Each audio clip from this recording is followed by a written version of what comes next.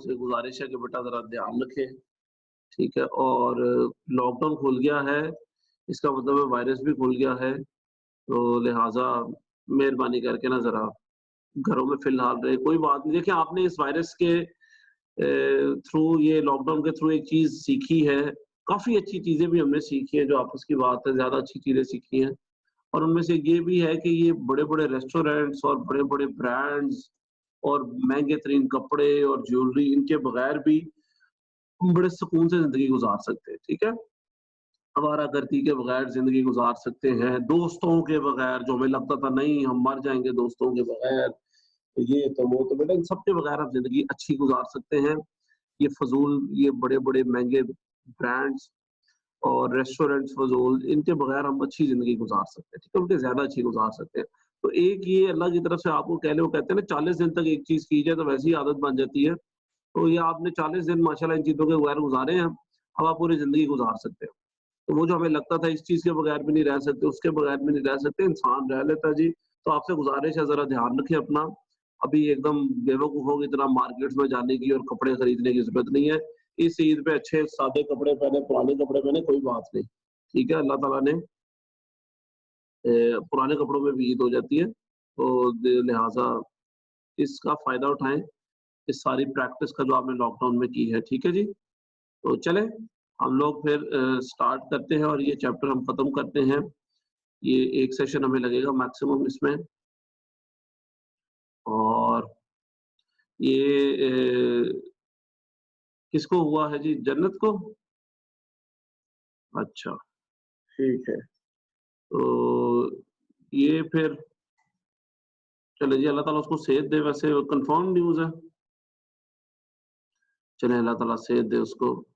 आप लोग भी उससे इयादत कर लें फ़ोन पे और ऐसे में उसको ज़रा हौसला भी दें।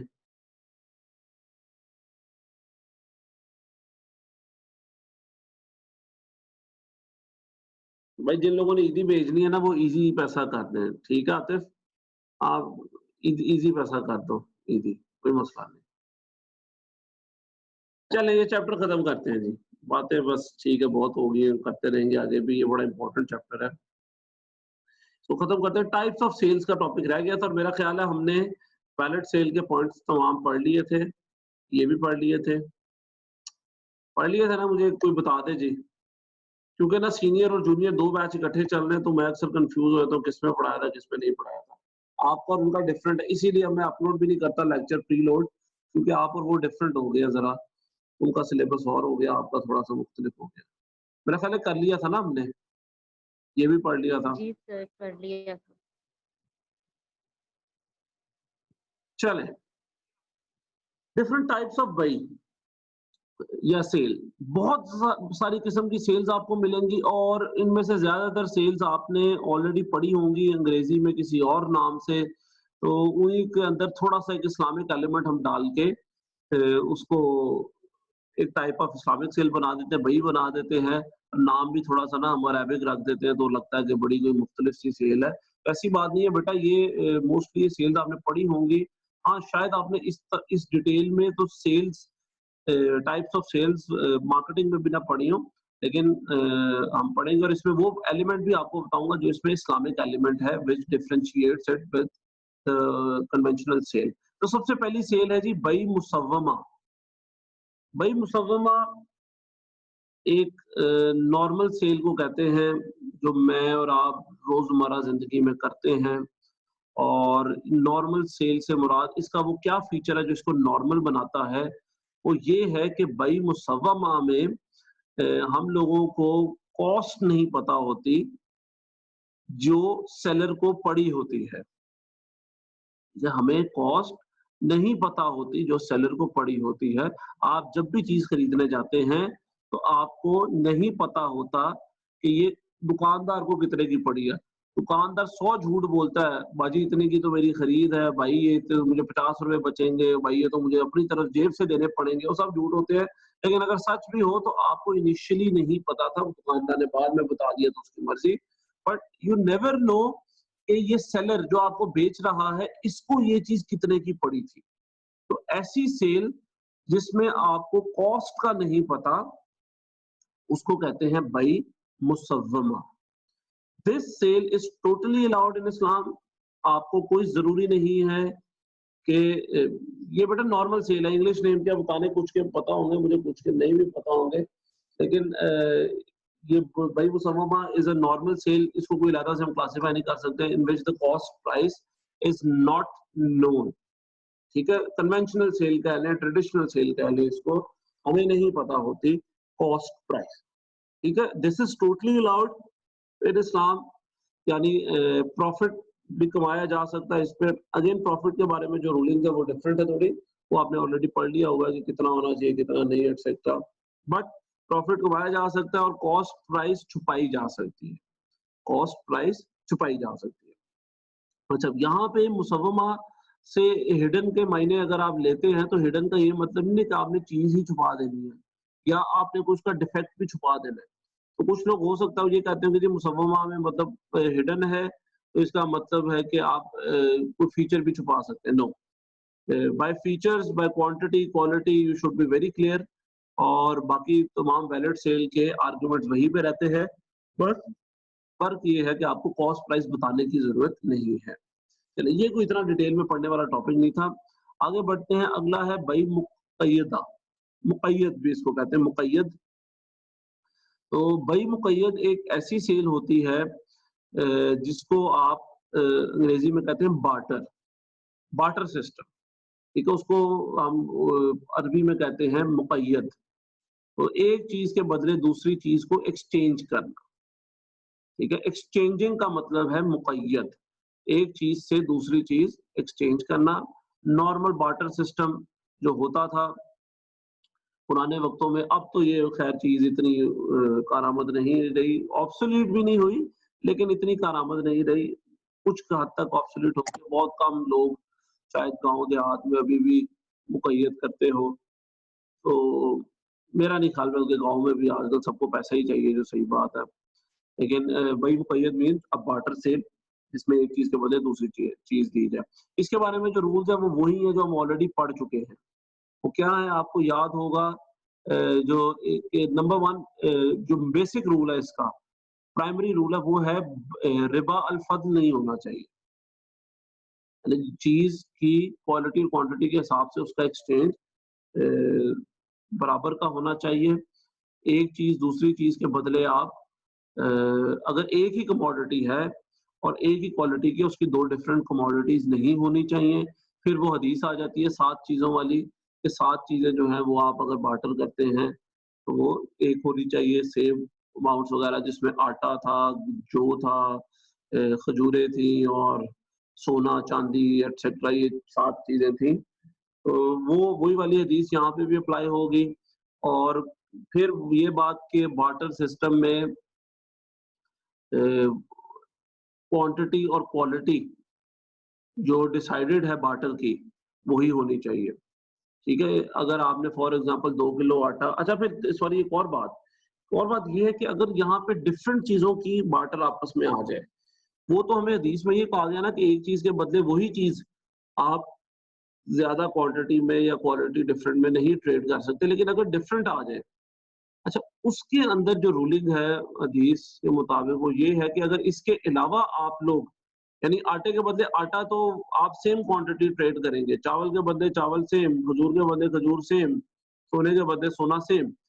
अगर यहाँ पे कमोडिटीज डिफरेंट आ जाए, यानी चावल के बदले सर आटा, तो उसके सर जिसके पास पहले से चावल हैं, हाँ उसको जी, चावल लेने की जरूरत ही क्या है? क्या चीज कह रहे हैं बेटा?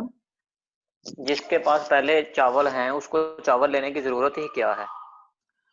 ये पुराने दौरों में जो है ना, वो ये ट्रेड होता था, क्योंकि इसमें वो कर लेते थे, डिले कर देते थे। ठीक है, अभी 1 किलो ले लो, बाद में 1.5 किलो दे देना, वो जो हमने तब भी पढ़ा था, आपको याद होगा। ठीक है, वो जो रिबा अल फद्ल हमने कहा था, एक्स्ट्रा अमाउंट। ठीक है, उसके अलावा ना फिर एक और बात होती थी, पुराने ज़मानों में, क्या अभी भी होता है कि हमारे ज़हन में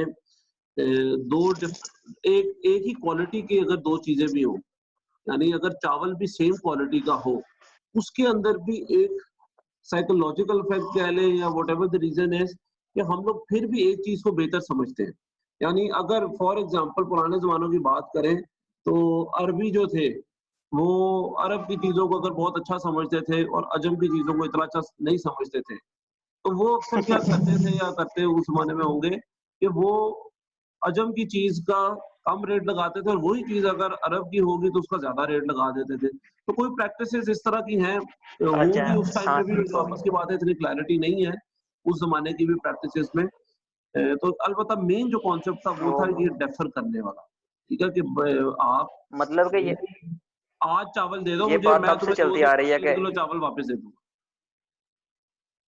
जी। फिर ये बात आपसे चलती आ रही है कि वो अमीर का कुत्ता टॉमी और गरीब का कुत्ता कुत्ता होता है। ये ले, शाबाश। अमीर और गरीब हमेशा से रहे हैं, अमीर और गरीब में फ़र्क भी हमेशा से रहा है। तो टॉमी और कुत्ता जो है वो हमेशा से 2 स्पीशीज़ चलती आ रही हैं। बिल्कुल ऐसा ही है। तो ख़ैर ये इस तरह की कुछ बातें होंगी उस ज़माने में भी, आपस की बात है। मैं आपको टू बी फ्रैंक बता दूँ, इतनी क्लैरिटी नहीं है कि ये क्यों आया था या क्यों ये कहा गया, किसी रीज़न से कहा गया होगा। तो चलें, एक तो मैंने आपको बता दिया टाइम पीरियड, ठीक है? और भी इसके अलावा हो सकता है रीज़न्स हो, I am not very sure about it. तो फिर इसमें अच्छा दूसरी बात मैं आपको बता रहा था कि अगर एक कमोडिटी के बदले दूसरी ट्रेड करनी हो, जो कि नॉर्मल बार्टर की सेंस आपके मुताबिक बनती भी है, उसमें फिर हदीस के मुताबिक कहा गया कि जो आपने आपस में रेट डिसाइड करना है वो कर लो। जो हदीस हमें मना करता है रिबा अल फद्ल के बारे में, वो है सेम कमोडिटीज़ बीइंग एक्सचेंज्ड। लेकिन अगर different commodities are being exchanged, तो उसके अंदर हदीस के मुताबिक आपने जो रेट आपस में डिसाइड करना है कर लो। फिर वो देखें ना, यहाँ पे एक और इस्लाम की वही बात है, खूबसूरती कह लें कि डिमांड सप्लाई का कॉन्सेप्ट आ जाता है, ठीक है? एक चीज़ ऑब्वियसली अगर कम डिमांड में है, सप्लाई में है, ज़्यादा डिमांड में है, और दूसरी चीज़ डिमांड भी उसकी कम है और सप्लाई भी ज़्यादा है, तो वो बराबर आप नहीं कर सकते उनको, ठीक है? और एक रेट फिक्स भी कर देना अच्छी बात नहीं, क्योंकि डिमांड सप्लाई के मुताबिक वो रेट फ्लक्चुएट करता रहता है। तो ये है बई मुक़य्यदा के बारे में। और एक और बात कि अगर आप प्री डिसाइडेड कर रहे हैं, तो सेम क्वांटिटी एंड क्वालिटी होनी चाहिए। और अगेन बार्टर एक्सचेंज के अंदर भी कोई चीज़ आपने छुपानी नहीं है। वही रूल्स, यही सारे रूल्स यहाँ पे भी अप्लाई होंगे, ठीक है जी? भई मुक़य्यदा हो, मुसव्वमा हो, मुराबा हो, सर्फ़ हो, जो भी हो जी, उसके अंदर ये सारे रूल्स अप्लाई होंगे वैलिड सेल के। ये वो डिफरेंट टाइप्स हैं।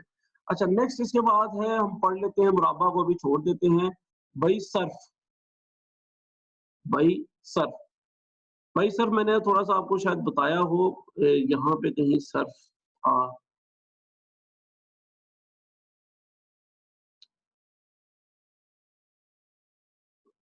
यहाँ पे, ये रहा जी सुरफ़ा, ये आप देख रहे हैं? सुरफ़ा, सुरफ़ा के अंदर ये चीज़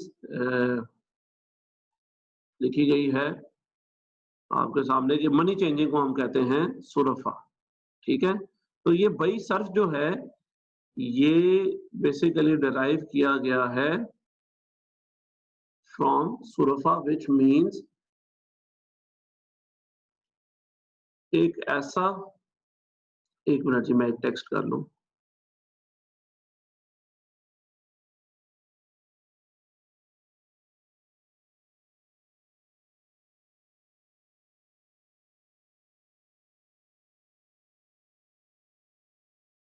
अच्छा, हाँ जी, बई सर्फ़ का मतलब है the sale of those commodities which can be treated as currency, ठीक है? Which can be treated as currency. अब वहाँ पे भी हमने बात की थी कि ये डिसलाइक बिज़नेस है, ठीक है? जिसमें मैंने ये भी आपको कहा था कि डिसलाइक का मतलब ये नहीं कि ये हराम है, नहीं करना चाहिए, बेहतर है, क्योंकि इसमें रिबा की गुंजाइश निकल आती है और अक्सर औक़ात हमें पता भी नहीं चलता, रिबा कंज़्यूम हो जाता है, फिर इसमें होर्डिंग बहुत ज़्यादा हो जाती है और इसके अलावा इसमें क्या कहते हैं उसको, क्वालिटी क्वांटिटी का डिफरेंस निकल आ सकता है बहुत ज़्यादा। तो it is not, by Surf is a disliked, disliked भी नहीं मैं कहूँगा, डिस्करेज्ड, ठीक है? ये डिफरेंस है, डिस्करेज्ड। कहा जाता है बेहतर सर है कि हाँ जी। सर इसको डिस्करेज करने का तो फिर तरीका ये है कि इसको हम पढ़े ही ना, हमें नहीं पता ही ना नहीं हो ये हमें है बस क्या। ओ भाई, जो बुरी चीजें होती हैं ना, बुराइयां, उनको जब तक पता नहीं होगा आप उनसे कैसे बचोगे। ठीक है, आपको एक चीज का पता ही नहीं कि अच्छी है सर बुरी है। ठीक है, हमें सर हमें जिस बार बार गांव गुनाह जाना के ना हो बारे में उसका रास्ता बताया नहीं गया पूछते। है। अब आपको जी कि हम गुनाह के बारे में पढ़ते नहीं है तो हम गुनाहगार नहीं होंगे, ऐसा थोड़ी है, फिर तो ज्यादा गुनाहगार होंगे। तो तो इसीलिए फिर उस बात का क्या, वो कहते हैं कि जिस गांव जाना ना हो उसका रास्ता नहीं पूछते। उस गांव का तो पता होना चाहिए ना कि हमने किस गांव का रास्ता नहीं पूछना। तो खैर चले जी, ये वो यहाँ पे मुहावरा फिट नहीं होता। भाई पढ़ने का मुराद ये है कि आपको पता होना चाहिए कि ये चीज के पीछे लॉजिक क्या है, और इसको डिस्करेज करने के पीछे लॉजिक मैंने आपको बता दी कि लॉजिक है कि इसमें गुंजाइश हो जाती है, इसके अंदर मुश्किल हो जाता है आपके लिए बचना रिबा से। और इसके अब ट्रेड में आपको बता रहा था कि ट्रेड क्या होती है, ऐसी कमोडिटीज जो करेंसी के तौर पर ट्रेड की जा सकती हो, उनको ट्रेड करना, जिनमें सोना, गोल्ड, सिल्वर, और अगर कोई आपके सोसाइटी में या मुआशरे में या फाइनेंशियल सिस्टम के अंदर कोई ऐसी कमोडिटी है जो ट्रेड की जा सकती है एज मनी या एज असर, तो उसमें हमारे जिस तरह बॉन्ड्स या प्राइस शेयर्स हो बॉन्ड सकते हैं इसमें। हमारे हाँ जी। शेयर्स और प्राइस बॉन्ड ये सारे फिर हो सकते हैं ना, रेपोज। नहीं नहीं नहीं नहीं उस तरह यार, एक ये देखो ना, एक है अब आपने ऐसा सवाल पूछा कि वाकई इसका जवाब मैं कोई आउटराइट नहीं दे सकता। तो ये इस्लामिक फाइनेंस के अंदर ना जवाब देते वक्त हमें बड़ा कुछ सोचना पड़ता है। अभी मैं कुछ चीज़ कहता हूँ बाद में निकल आए तो अभी गुनहगार मैं बन जाऊँ।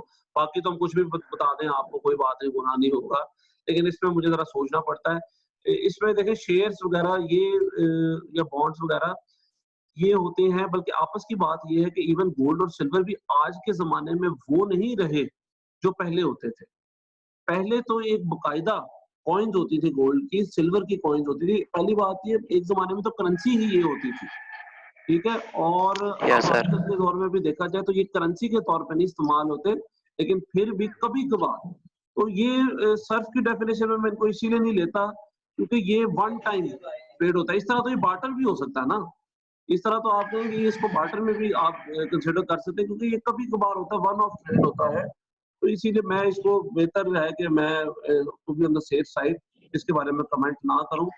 लेकिन बॉन्ड और शेयर एटसेट्रा उनके बारे में आगे इस्लामिक बैंकिंग के अंदर हम पढ़ेंगे डिटेल के अंदर, वहां पे शायद कोई इसके साथ लिंक निकल आए तो निकल आए। अभी फिलहाल कोई लिंक नहीं निकलता। चले इसको भी आगे बढ़ाते हैं, ये कोई इतना इंपॉर्टेंट नहीं था सर। इसके बारे में एक दो बातें बस ज़हन में रखनी है। नंबर वन कि ये बेहतर है जितना अवॉइड किया जा सके इसको करें आप। बट जब आप कर लेते हैं, be very careful about the quantity, about the quality. अब सोने के अंदर भी आप देखें 24 कैरेट का रेट और है, 22 कैरेट का और है, 21 का और है, 18 का और है। और ये कैरेट्स के अंदर भी डिफरेंस बड़ा माइन्यूट होता है। ये हम लोग तो बता ही नहीं सकते, ठीक है? एक आम इंसान तो बता ही नहीं सकता क्या डिफरेंस है, लेकिन सुनियारों को भी देखना चाहिए और बड़ा एक माइन्यूट सा डिफरेंस होता है। और फिर उसी हिसाब से उनको प्राइस भी एडजस्ट करनी चाहिए क्वालिटी के हिसाब से। तो इसीलिए ज़रा ध्यान रखें, उनका काम डबल हो जाता है जो लोग सर्व कर रहे हैं। अब आप 18 कैरेट का दे रहे हैं, 19 का दे रहे हैं, 20 का दे रहे हैं, मिक्स तो नहीं दे रहे। तो ये सारा कुछ ज़हन में रखते हुए आपको ये बिज़नेस करना है। Be extra careful. बाकी ये बेहतर है ना करें बट अलाउड है, कर सकते हैं विद ऑल प्रिकॉशंस। ठीक है जी? अच्छा फिर बढ़ते हैं तो थोड़ी। सर अभी हम वो पढ़ रहे हैं कि जो डिसलाइक्स हैं। नहीं, हम वैसे टाइप्स ऑफ शेयर सेल्स पढ़ रहे हैं ओवरऑल। लेकिन वो जो हमने पहले पढ़ी है बार्टर सिस्टम, उसमें भी वो जो उसको पोस्टपोन किया जाता था, ये भी तो फिर हमने पढ़ा ना, ये भी गलत था। हाँ, तो पोस्टपोन का तो अभी भी मैं आपको बता रहा हूँ, रूल्स तो वही हैं। रूल्स वही हैं, बस मैं आपको टाइप्स बता रहा हूँ। वैलिड और मैं इनवैलिड समझ रहा था सेल्स। कि बीच से तब इसलिए छोड़ते जा रहे हैं कि पहले वो वाली डिस्कस कर लें। नहीं, वो डिस्कस अब मैं इसीलिए कर रहा हूँ क्योंकि ये जो आप पढ़ने जा रहे हैं ये थोड़ी डिटेल मांगती हैं। ठीक है, ये छोटे-छोटे ठीक हो गया। कॉन्सेप्ट मैंने कहा जल्दी बता दूँ आपको। अब थोड़ी डिटेल की तरफ बढ़ते हैं जी। तो पहली डिटेल्ड जो ट्रांज़ैक्शन है वो है मुराबाहा। अच्छा, ये इस्लामिक बैंकिंग का भी एक पार्ट है। तो अब अभी पढ़ लेते हैं, सेल से रिलेटेड है क्योंकि इसमें बैंक का होना ज़रूरी भी नहीं है। अमूमन इसमें बैंक इन्वॉल्व होता है मुराबहा में। ये बड़ी मजे की एक सेल है और ये वो सेल है जो कि जस्टिफाई कर देती है बैंक के प्रॉफिट को, वरना तो बैंक जो भी प्रॉफिट कमाता है उसको रिबा समझ के समझा जाता है कि ये गलत है, ये नहीं होना चाहिए, बट यहाँ पे थोड़ा बैंक की साइड ली जा रही है और थोड़ा जस्टिफाई किया जा रहा है प्रॉफिट को। इन मुराबहा a third party which is usually the bank, वो आपके लिए एक चीज खरीद लेते हैं और फिर आपको एक डिसाइडेड मार्कअप के ऊपर, प्रॉफिट के ऊपर वो चीज सेल कर दी जाती है। ठीक है, आई रिपीट, एक थर्ड पार्टी जो कि बैंक है, वो आपके बिहाफ पे एक चीज खरीद लेगा, या थर्ड पार्टी कोई भी हो सकती है जी। फॉर एग्जाम्पल, उसने आपके लिए घर खरीद लिया 1 करोड़ रुपए का बैंक ने। अब बैंक ने आपके साथ एक डील तय की जिसके मुताबिक ये घर आपको 1 करोड़ और 20 लाख रुपए में अब बैंक से खरीदना है, बल्कि ये इवन इस डील से पहले ये डिसाइडेड हो जाएगा। अब आपने बैंक को 1 करोड़ 20 लाख रुपया देना है और उसके बाद ये चीज आपकी हो जाएगी बैंक से। ठीक है, इस टाइप ऑफ अरेंजमेंट को हम कहते हैं मुराबहा। अब मुराबहा के बारे में क्या रूलिंग्स हैं ये सुन लें जी। नंबर 1 शर्त मुराबहा के बारे में है कि कॉस्ट प्राइस प्लस मार्कअप दोनों पहले से डिसाइडेड और नोन होते हैं। आपको पता है कि बैंक ने ये चीज 1 करोड़ की खरीदी है, ये घर 1 करोड़ का खरीदा है, और आपको ये भी पता है कि ऊपर बैंक 20 लाख मेरे से ले रहा है, तो ये दोनों म्यूचुअली डिसाइडेड होते हैं। ये दोनों म्यूचुअली डिसाइडेड होते हैं। इसमें क्या होता है कि आप एक्सप्लॉयटेशन से बच जाते हैं। वही जो एक कॉन्सेप्ट था, जो रिबा के अंदर एक पॉइंट आता था कि एक्सप्लॉयटेशन होती है, यहाँ पे एक्सप्लॉयटेशन से बच के आप, और एक्सप्लॉयटेशन से क्यों बच के कि अगर आपको वारा नहीं खाता तो आप नहीं लेंगे। सिंपल, आप कंपेल नहीं करेगा बैंक आपको थर्ड पार्टी के, अब आप हमसे क्या हम आपके लिए तब तक नहीं खरीदेंगे जब तक आप हमें 20 लाख नहीं देंगे। नहीं है तो भाई आप नहीं लेंगे, ठीक है। लेकिन जब आप एग्रीमेंट में आ गए तो बैंक ने खरीद लिया तो आपको ये एग्रीमेंट बीइंग अ बायर पूरा करना पड़ेगा। तो 3 पार्टीज हैं जी, एक मैं हूँ, एक वो जिसका वो घर है, और एक पार्टी वो है जो मेरे बिहाफ पे खरीद रही है, विच इज द बैंक। तो एक फीचर ये है कि इसमें कॉस्ट और मार्कअप दोनों चीजें ऑलरेडी डिसाइडेड होती हैं। अच्छा, दूसरी बात, ये पेमेंट जो मैंने अब बैंक को देनी है, which includes price plus profit, ये इंस्टॉलमेंट्स में भी हो सकती है और लमसम अमाउंट भी हो सकती है, और ये थोड़ी अभी दे दी, थोड़ी बाद में दे दी, जो मर्जी आप और बैंक डिसाइड करना चाहें कर सकते हैं। शर्त ये है कि ये उतनी ही अमाउंट हो जितनी प्री डिसाइडेड है। बाद में ना बैंक इसमें ज्यादती कर सकता है कि नहीं जी अब तो टाइम वैल्यू मनी आ गया, अब 1 करोड़ और मुझे 40 लाख दे आप। नो, ये भी नहीं अलाउड। और ना आप कहेंगे कि यार ये तो घर की कीमत अब वैसे ही 80 लाख हो गई है, मार्केट डाउन हो गई है, तो अब आप मैं आपको 90 लाख दूंगा या 1 करोड़ ही दूंगा। नो, ये दोनों बातें आपने ज़हन में रखनी है कि पहली बात ये कि आप इंस्टॉलमेंट में या किसी भी टाइम ड्यूरेशन के अंदर जो भी आप बैंक के साथ फिक्स करना चाहें वो अमाउंट वो पे करेंगे, और दूसरी बात ये कि जो अमाउंट पहले से डिसाइडेड होगी वो ही आपने पे करनी है और उसी टाइम के मुताबिक पे करनी है। ठीक है? अच्छा, तो प्रॉफिट का होना इसमें लाज़मी है मुराबाहा में, लॉस में बैंक इसको नहीं बेच सकता। तो चौथी बात, इसमें जब तक आप सारे का सारा लोन, ये बेसिकली लोन है जो आपने बैंक से लिया है, उसने आपको खरीद के दे दिया, आपने एक किस्म का लोन लिया है। जब तक आप ये सारे का सारा लोन वापस नहीं करेंगे, आपको ओनरशिप ट्रांसफर नहीं होगी, आपको ओनरशिप ट्रांसफर नहीं होगी। तो ये हैं जी मुराबाहा के रूल्स।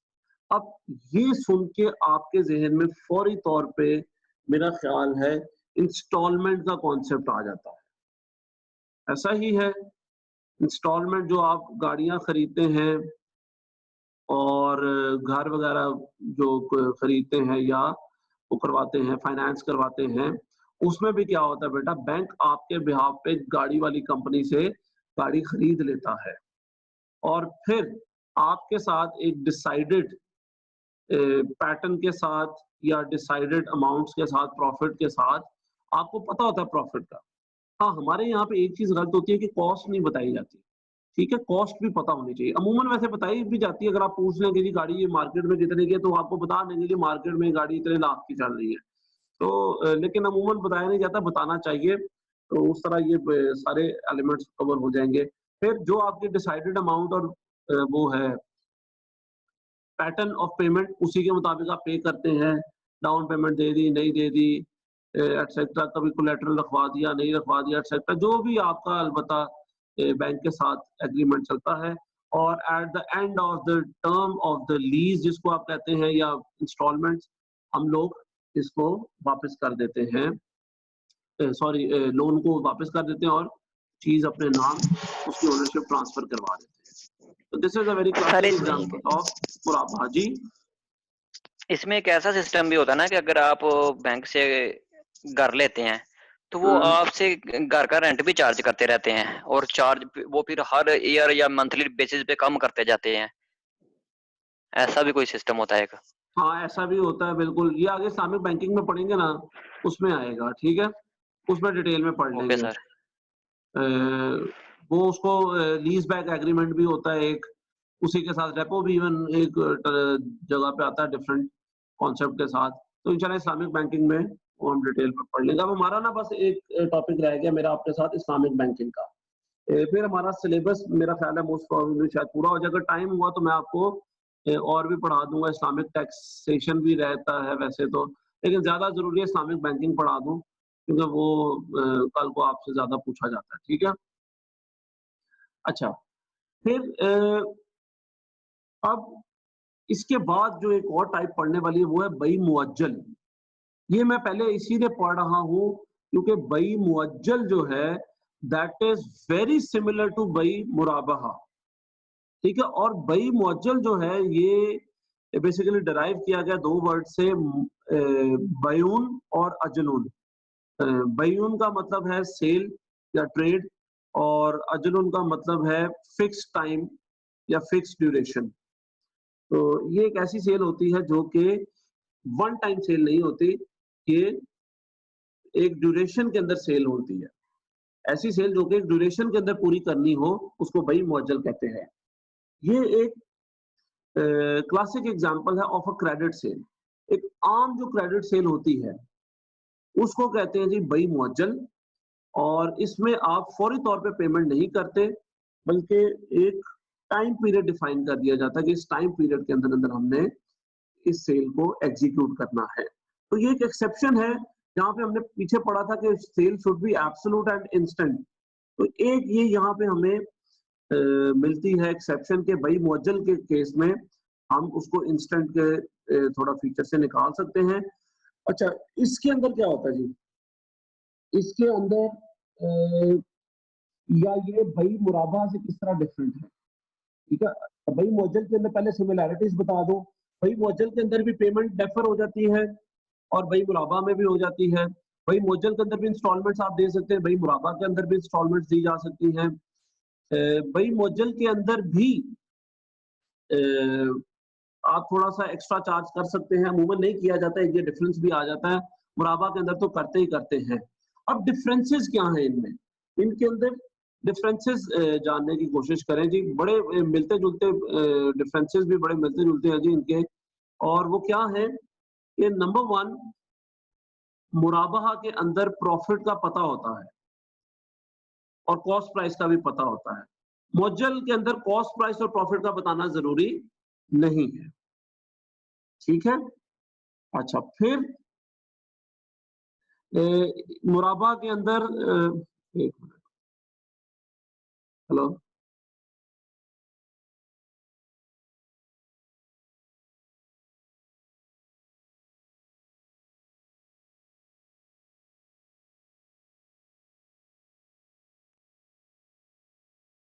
जी। अच्छा, फिर दूसरा एक डिफरेंस मैंने आपको बता दिया। अमूमन ऐसा क्या होता है कि मुअज्जल के अंदर प्रॉफिट एग्रीड अपॉन नहीं होता, बल्कि अगर आपने प्राइस फॉर कुछ कमाना है प्रॉफिट, तो आप प्राइस के अंदर उसको शामिल करके ही बताएंगे। यानी एक प्री डिसाइडेड प्राइस होती है, प्रॉफिट अलहदा से नहीं बताया जाता। ठीक है। अच्छा, फिर मुराबाहा के अंदर जो पेमेंट है वो फ्यूचर डेट में दी जाती है और लमसम या इंस्टॉलमेंट्स में दी जाती है। मुअज्जल के अंदर भी इंस्टॉलमेंट या लमसम अमाउंट दी जाती है, लेकिन एक डिफरेंस है इनमें, और वो डिफरेंस ये है कि मुराबाहा के अंदर जो प्री डिसाइडेड आपका पैटर्न है उसी के मुताबिक आपने देनी है। वेयरएज़ मुअज्जल के अंदर आप एक डिसाइडेड से हट के पैटर्न के मुताबिक भी पे कर सकते हैं। अगर आपके पास पैसे थोड़े ज्यादा आगे हैं तो आप एक टाइम पे दे दें पैसे और बाकी बाद में दे दें, तो वो एक पैटर्न के मुताबिक होती है। और मुअज्जल जो है वो पैटर्न के मुताबिक नहीं, आपके पास जैसे पैसे आ जाएं आप उस मुताबिक दे सकते हैं। अच्छा, जो मुराबाहा है उसके अंदर आपने, जी बेटा वो सेशन खत्म हो गया था, चले इसको हम खत्म करते हैं टॉपिक को, बस 5-10 मिनट रह गए हैं।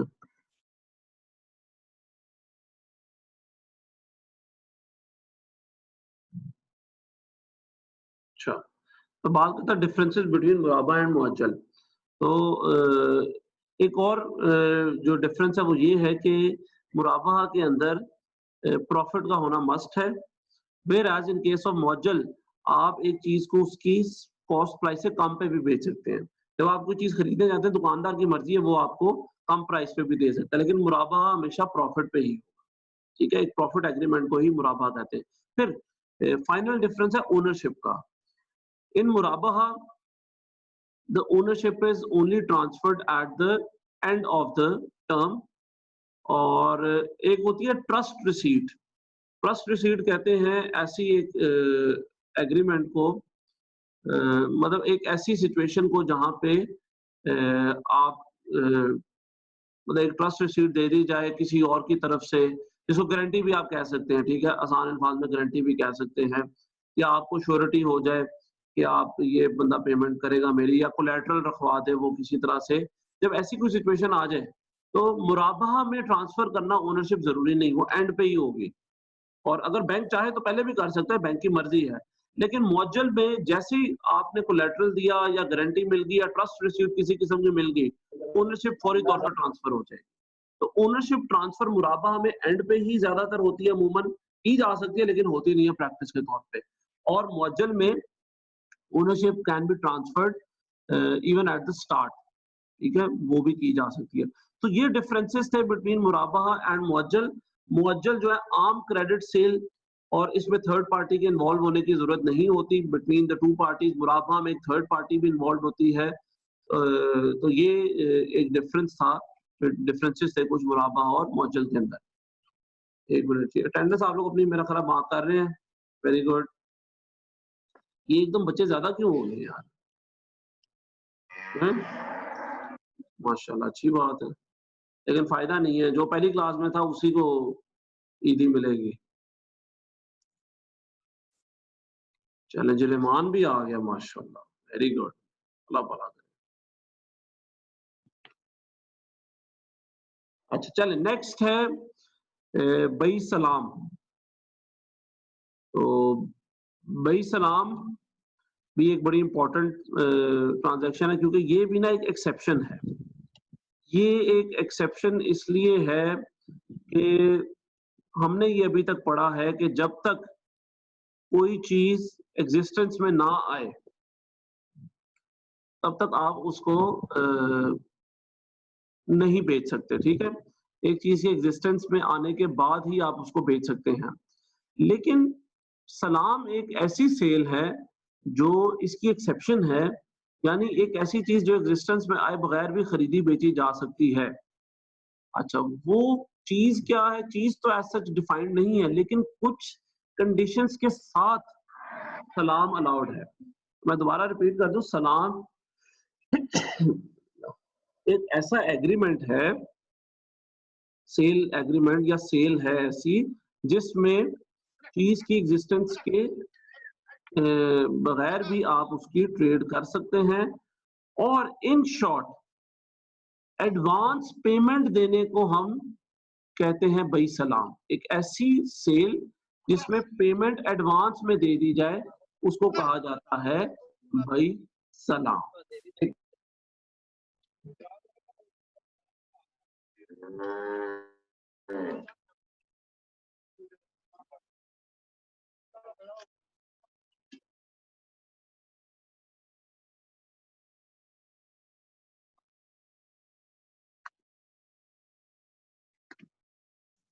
चले जी, आपका एक और पार्टिसिपेंट आ गया क्लास का।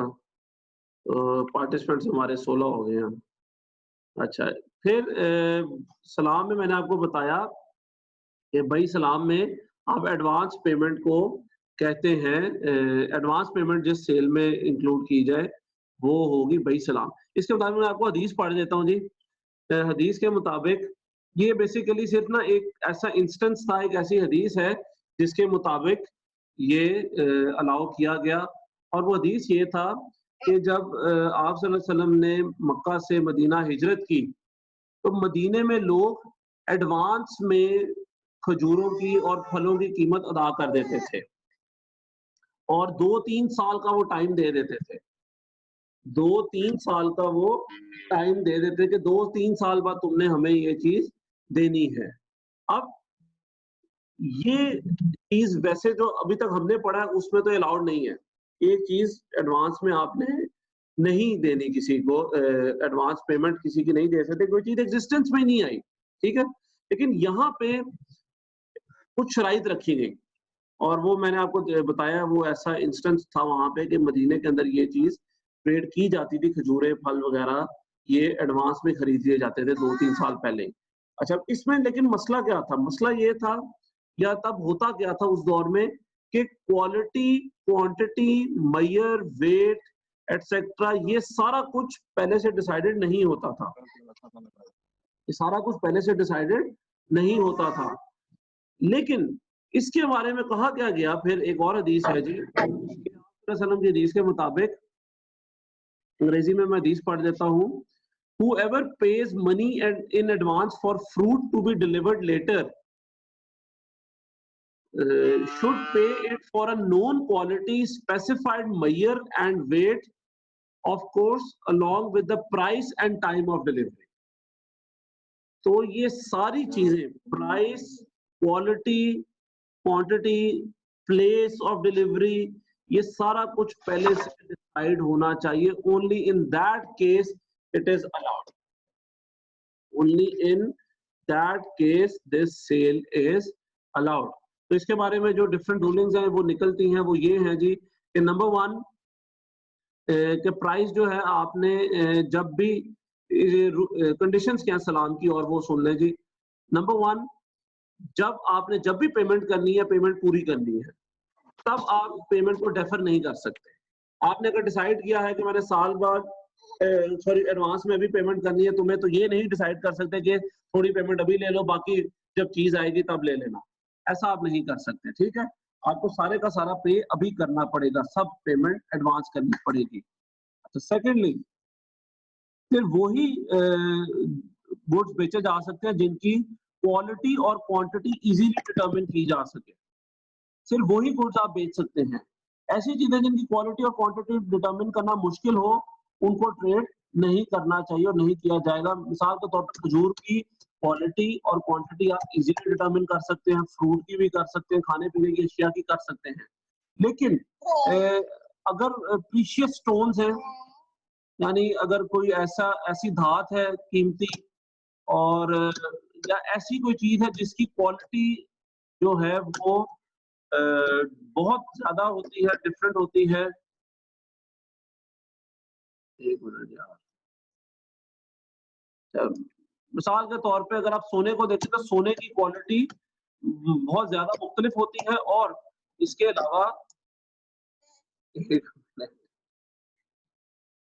अलावा ये डिटरमिन करना भी थोड़ा मुश्किल हो जाता है। प्रीशियस स्टोन्स उसकी क्वालिटी क्वांटिटी भी डिफरेंट होती है। फिर एक चीज की क्वालिटी क्वांटिटी यूनिवर्सल होनी चाहिए।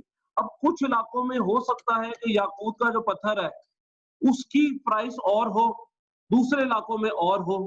अब अगेन यहाँ पे वही बात हमने लास्ट टाइम की थी कि फटे से बचना है हमने, तो उसके लिए क्या होगा, अब ये चीज याकूत जो है वो फिर सलाम के तौर पे नहीं ट्रेड किया जा सकता, क्योंकि ये ना हो कल को कि कोई कहे यार मैंने तो फलां याकूत के बारे में बात की थी, या साल पहले याकूत की कीमत ये थी उस मुल्क में और अब उस मुल्क में ये डिफरेंट हो गई है।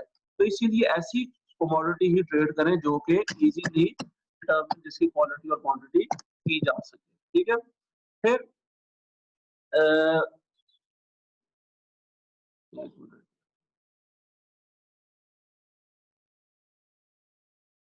एक मिनट जी, इसकी मेरा मामा का फोन आ रहा है।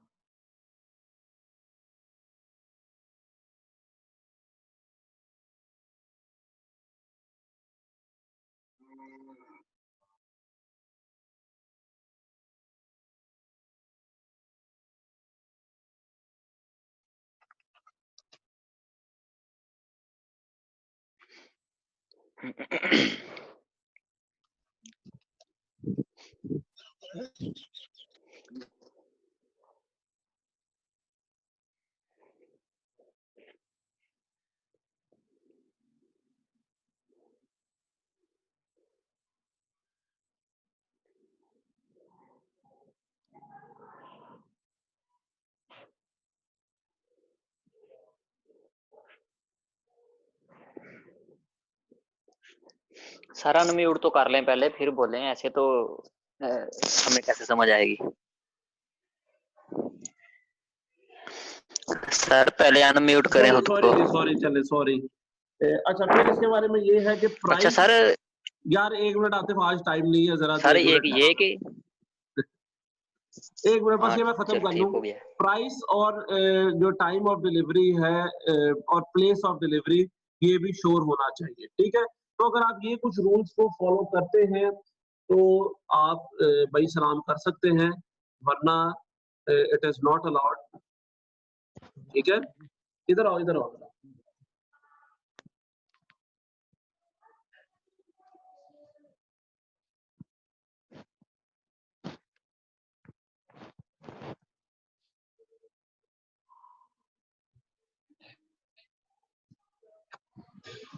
अच्छा, तो ये हाँ जी, अब पूछें आतिफ, अब मैं जरा रिलैक्स हो गया हूँ, अब पूछें आप जी। सर जब तक वो क्वालिटी क्वांटिटी पहले ही से डिटरमिन नहीं है, तो फिर हम ये कैसे पता कि हमने कितनी प्राइस देनी है, और ये भी कह रहे हैं कि टोटल प्राइस देनी है, ये कैसे पता कितनी दो? यार ये देखो ना, ये इस तरह की जिस तरह फ्यूचर कॉन्ट्रैक्ट में होता है। ठीक है, फ्यूचर कॉन्ट्रैक्ट में प्राइस डिटरमिन हो जाती है लेकिन क्वालिटी नहीं डिटरमिन होती। अब ये वो क्या करते थे उस जमाने में, सर क्वांटिटी मैं तो बता रहा हूँ, क्वांटिटी भी बता रहा हूँ ना, वो ना, क्या इतनी करते देर में थे, वो तूने मुझे करते ये थे चीज इतनी कि देनी है। वो करते थे कि तुम्हारे इतने दरख्त है खजूर के, 10 दरख्त, इनसे जितना भी प्रोड्यूस होगा वो मेरा। ठीक है, अब 2 साल बाद ये जितना प्रोड्यूस होगा या 3 साल बाद जितना प्रोड्यूस होगा मेरा। अब वही बात है, लड़ाई वाली बात, कि उन्होंने एक सोच के बोला कि यार इतना प्रोड्यूस होगा हमारी नजर में। उन्होंने कहा फॉर एग्जांपल एक दरख्त जो 100 किलो निकाल देगा तो हमें 1 टन खजूर मिल जाएगी 2 साल में। अच्छा, जब बात आई तो कोई 1 साल कहत आ गया, बारिशें नहीं हुई या जो भी रीजन हुआ जी, खजूर की प्रोडक्शन उस तरह से नहीं हुई। अब वो लोग उस जमाने में किया करते थे, ये होता था, तो उन्होंने लड़ाई कर कहत दी। वगैरह तो एक अलग से बात है, कहत वगैरह तो अलग से बात है। हाँ, तो ये आप चीज सोचें नहीं अगर की मेरे जाती पास थी कोई ना। चीज है, अभी आनी है, अभी हाँ, आनी है मेरे पास कोई चीज, और आपने पहले से ले चुके हैं, तो मैं उसकी केयर ही क्यों करूंगा, जब मुझे पता है जितनी भी हो आपकी है, मेरी सरदर्दी कोई नहीं। क्योंकि यही तो बात है, पहले तो यही होता था ना। अब तो क्वालिटी क्वांटिटी डिटरमिन्ड है, क्वालिटी और क्वांटिटी डिटरमिन्ड है। पहले क्या होता था कि पहले वो यही होता था कि केयर नहीं करते थे और लड़ाई हो जाती थी कि यार मैंने तो इतना एक्सपेक्ट किया था, वो कहता था मैंने इतना एक्सपेक्ट किया था। अच्छा, फिर क्या होता था, ये इतना वैसे तब भी नहीं होता होगा, क्योंकि अगर कोई बंदा ऐसा करता था तो फिर उससे कोई अगली दफा कॉन्ट्रैक्ट करे भी ना। ठीक है, दुकानदार एक अगर ऐसी ठेका हरकत इसी करे वजह तो से फिर शुरू वो हुआ था। दुकानदार के पास कोई आए भी ना। ठीक है, तो ये सर चीज ठेका आपकी बात ठेका बिल्कुल आपको ठीक पता है, है, ऐसा होता था और इसी चीज से बचने के लिए ही ये चीजें इंट्रोड्यूस की गई कि क्वालिटी और क्वांटिटी डिटरमाइंड हो, वरना ये ट्रेड को इस सेल सर को ये ठेका भी ना, जी ठेका भी इसी वजह से स्टार्ट किया गया था। हाँ क्या पहले जो जमीनें दी जाती थी ना, वो हिस्से पे दी जाती थी कि जिसने उसके ऊपर कल्टीवेशन करनी है ना, आधा उसका और आधा जमीन वाले का। हाँ लेकिन वो फिर ऐसा होता था कि लोग इतनी मेहनत ही नहीं थे करते, तो फिर जो जमीन वालों ने कह दिया कि हमें भाई फिक्स अमाउंट चाहिए, तुम्हारा कुछ हो ना हो, ज्यादा हो कम हो, वो तुम्हारा हमें फिक्स इस तरह दे देना है, वो ठेका उसको कहते हैं। हाँ हाँ ठीक है। और ये बिल्कुल ठीक है, ये भाई सलाम के ही इसके कॉन्सेप्ट में आप इसको ले सकते हैं बिल्कुल, कि आपने क्वालिटी और क्वांटिटी डिसाइडेड है, प्री डिसाइडेड है, तो आप इसको कैरी ऑन कर सकते हैं। लेकिन वही बात है कि फिर ये सारी शराइत पूरी करनी है, डिलीवरी की, टाइम की, क्वालिटी की, क्वांटिटी की, और वो इजीली मेजरेबल होना चाहिए एटसेट्रा। तो ये चीज़ अगर पूरी होती है तो भाई सलाम की इजाज़त है, यानी एक ऐसी नॉन एग्जिस्टेंट चीज़ को ट्रेड करने की इजाज़त है। और फिर कोई बात है, एक बात ध्यान में रखें कि पेमेंट एडवांस में होनी है। ये एक बहुत बड़ी शर्त है, और ओके यही सर। वो शर्त है जो इसको आम ट्रेड से मुख्तलिफ कर देती है। सारी की सारी पेमेंट एडवांस में होनी चाहिए। ठीक है, तो ये एक कॉन्सेप्ट है। वरना अगर आप कहेंगे ये जो उस मुताबिक रेट होगा, तो फिर तो वही बात आ गई, फ्यूचर कॉन्ट्रैक्ट ही हो गया ये अलाउड नहीं है। तो इसीलिए ये ज़्यादा मैक्सिमम बचाया गया इसको कि पेमेंट भी एडवांस में सारी की सारी कर देनी है आपने, चीज़ें भी पहले से डिसाइडेड है, सब कुछ डिसाइडेड है, और अगर कोई कल को मुकरेगा, तो फिर ऑब्वियसली आप पैसे रिफंड करवा सकते हैं। ठीक है? ये अगर आपके ज़हन में बात आ रही है कि वो अगर पैसे भी दे दिए तो काम का होगा, बिल्कुल ठीक बात है, लेकिन रिफंड की ऑप्शन आपके पास मौजूद है। ठीक है? फिर फाइनली हमारे पास आखिरी सेल है जी इस्तिस्ना। इस्तिस्ना ये ऐसी सेल है जिसको आजकल की ज़ुबान में ठेकेदारी कहते हैं, वो वाली ठेकेदारी जो घर की ठेकेदारी होती है जी। आपने सेल की एक ऐसी आइटम की जो प्रोड्यूस करनी है किसी ने आपके लिए, यानी आप अगर बायर हैं तो आपने किसी से ऐसी चीज का सौदा कर लिया जो उसने आपके लिए भी प्रोड्यूस करनी है। ठीक है, ये सलाम से मिलता जुलता है, लेकिन एक डिफरेंस है इन दोनों के अंदर कि इस्तिस्ना में आप पेमेंट जो है वो सारी की सारी एडवांस में नहीं करेंगे। स्पेसिफिकेशंस आपकी ऑलरेडी डिसाइडेड होंगी और पेमेंट आपकी मैन्युफैक्चरिंग के बाद होगी। ठीक है, लेकिन आप एग्रीमेंट कर देते हैं, पेमेंट आप थोड़ी पहले भी कर सकते हैं जो आपस की बात है, लेकिन एक एग्रीमेंट कर लेते हैं चीज के बनाने का किसी के साथ, जिस तरह हम घर का ठेका ले लेते हैं और उस ठेके के मुताबिक वो चीज हमारे ठेकेदार हमें बना के देता है, हम उसको पीरियोडिकली पैसे दे देते हैं, और at the end of the manufacturing वो चीज हमारी हो जाती है, हमारे नाम हो जाती है। तो दिस इज नोन एज इस्तिस्ना। इस्तिस्ना के बारे में हदीस आपको बता देता हूँ जी, कि आप सल्लल्लाहु अलैहि वसल्लम ने भी अपनी जिंदगी में 2 दफा बुखारी के मुताबिक इस्तिस्ना के मुताबिक चीजें बनाई थी, और एक दफा आप सल्लल्लाहु अलैहि वसल्लम ने मिंबर बनवाया था, और जो मेरा ख्याल है मस्जिद नबवी का मिंबर था, और एक दफा आपने एक अंगूठी बनवाई थी अपने लिए। तो ये 2 हैं जी बुखारी की हदीस के मुताबिक, ये 2 चीजें आप सल्लल्लाहु अलैहि वसल्लम ने किसी से इस्तिस्ना के तौर पे ऑलरेडी बनवाई थी। ठीक है? तो यहाँ पे जो डिफरेंस है वो डिफरेंस है मेन पेमेंट का, कि पेमेंट जो है इस्तिस्ना में आप एडवांस और बीच में और मार्क वो जो कहते हैं ना एक डाउन पेमेंट एटसेट्रा, इसके मुताबिक भी दे सकते हैं, और चीज जब तक जैसे जैसे बनती जाएगी आप वैसे वैसे उसकी पेमेंट करते रहें। और एडवांस जो सलाम है उसमें आप सारी की सारी एडवांस में पेमेंट करते हैं, बाकी सारी रूलिंग्स वही हैं। क्वांटिफाई होना चाहिए पहले से, क्वालिटी भी पहले से डिटरमिन्ड होनी चाहिए, एटसेट्रा एटसेट्रा, ये सारी चीजें पहले से डिसाइडेड होनी चाहिए। सिर्फ और सिर्फ ऐसी चीज जो भी मैन्युफैक्चर होनी है, सलाम में ना ग्रो करनी है। ठीक है, एक और डिफरेंस जो आता है, सलाम में एक प्रोड्यूस अभी होनी है नेचुरली, लेकिन इस्तिस्ना में वो चीज अभी मैन्युफैक्चर की जाए। ठीक है, तो ये 2 डिफरेंसेस हैं इनके अंदर बस। बाकी ये थी हमारे पास डिफरेंट टाइप्स ऑफ सेल्स।